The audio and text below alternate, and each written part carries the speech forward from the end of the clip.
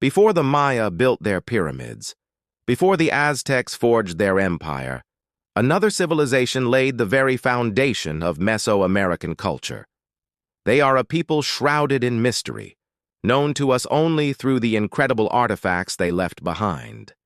They are the Olmecs, the rubber people, and their story begins not with written histories, but with stone.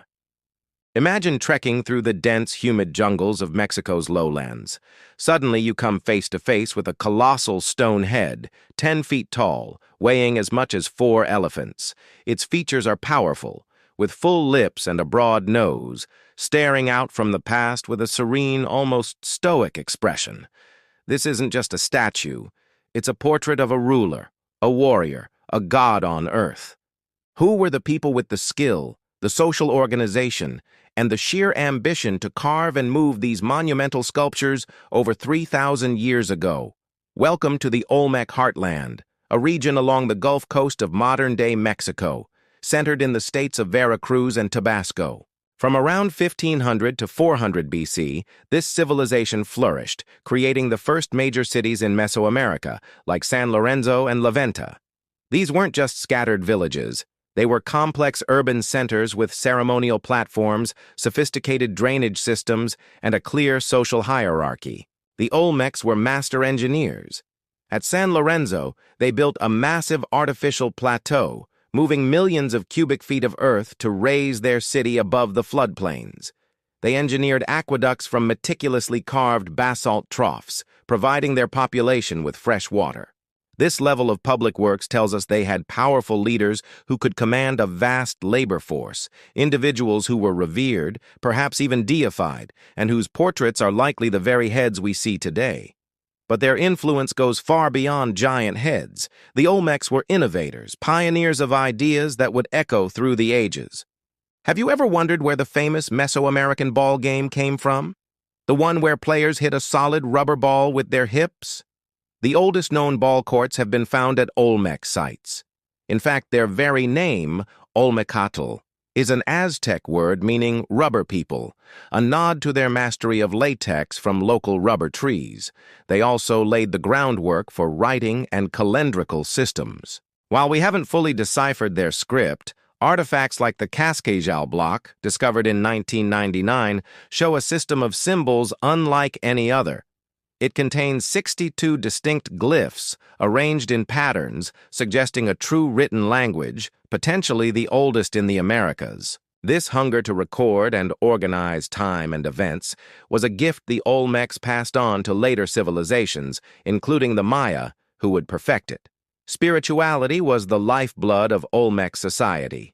Their art is filled with complex iconography and hybrid creatures, most notably the jaguar, a blend of human and jaguar features. This powerful motif, often depicted as a snarling, infant-like being, likely represents a core deity or a creation myth about the union of humans and nature's most formidable predator.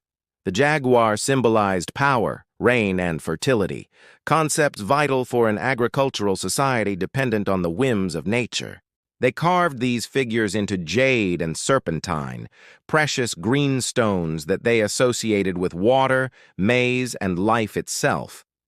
These small, exquisite objects were traded far and wide, spreading Olmec influence from the highlands of central Mexico to the coasts of Central America. So, how did they create such magnificent art? Their sculptors didn't have metal tools. They used the painstaking process of pecking and grinding with harder stones, slowly shaping the massive basalt boulders quarried from mountains over 60 miles away. Transporting these multi-ton blocks required incredible ingenuity. Archaeologists believe they likely moved them on large rafts along rivers, a monumental undertaking that speaks volumes about their collective power and dedication. Yet for all their achievements, the Olmec civilization mysteriously declined. Around 900 BC, their first great center, San Lorenzo, was abandoned. Power shifted to La Venta, which flourished for another 500 years, becoming an even more impressive ceremonial center with its Great Pyramid, one of the earliest pyramids in Mesoamerica. But by 400 BC, La Venta too was deserted, its great monuments intentionally buried. What happened? Was it environmental change? Volcanic eruptions that choked the rivers and blanketed the fields with ash?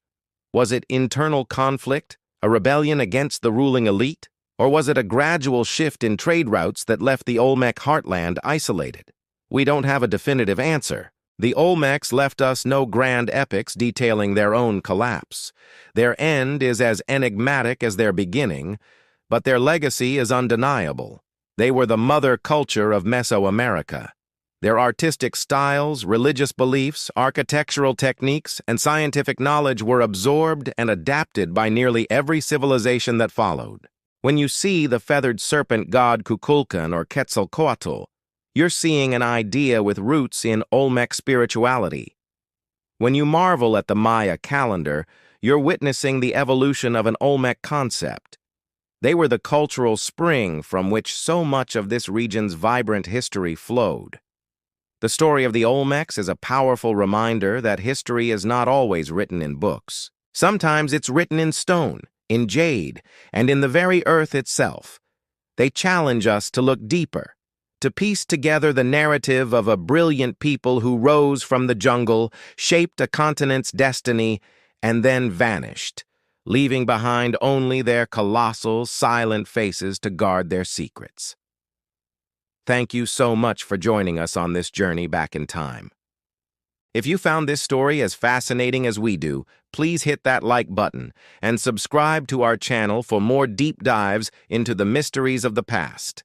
Let us know in the comments what ancient civilization you'd like us to explore next. See you in the next video.